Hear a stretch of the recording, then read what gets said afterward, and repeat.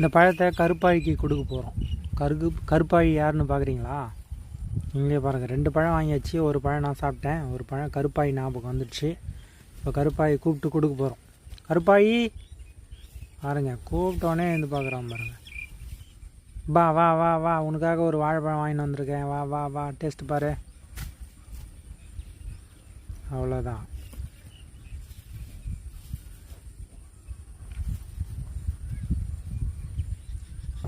என்ன கொடுத்தாலும் சாப்பிட்ருவோம் பாருங்க. யானை பசிக்கு சோள பொரியா, ஒரே ஒரு பழம் கொடுத்துட்டு என்னடா வேலை காமிக்கிறேன் அப்படின்னு சொல்லிட்டு சொல்கிறா.